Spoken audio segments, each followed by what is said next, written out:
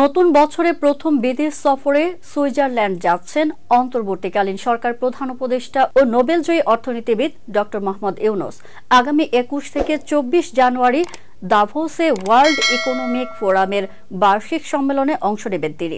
পররাষ্ট্র মন্ত্রণালয় সূত্রে জানা যায়, ডক্টর ইউনূস ২০ জানুয়ারি দিবাগত রাতে দাভোসের উদ্দেশ্যে ঢাকা ত্যাগ করবেন। ৪ দিনের সফরে তিনি বিভিন্ন দেশের সরকার ও রাষ্ট্রপ্রধান, সংস্থা প্রধান, কোম্পানির প্রধান নির্বাহী ও উদ্যোক্তাদের সঙ্গে বৈঠক করবেন। এদের মধ্যে রয়েছেন দাভোসে জার্মানির চ্যান্সেলর ওলাফ স্কলজ, বেলজিয়ামের রাজা ফিলিপ এবং থাইল্যান্ডের প্রধানমন্ত্রী পেতংতার্ন সিনাওয়াত্রার সঙ্গে দ্বিপক্ষীয় বৈঠক হবে তার। এছাড়া অ্যামনেস্টি ইন্টারন্যাশনালের সেক্রেটারি জেনারেল সহ বিভিন্ন সংস্থা প্রধান ও আন্তর্জাতিক গণমাধ্যমেও সাক্ষাৎকার দেবেন তিনি।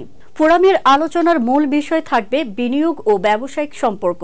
সংশ্লিষ্টরা আশা করছেন বাংলাদেশের জন্য নতুন বিনিয়োগ সুযোগ তৈরি হতে পারে।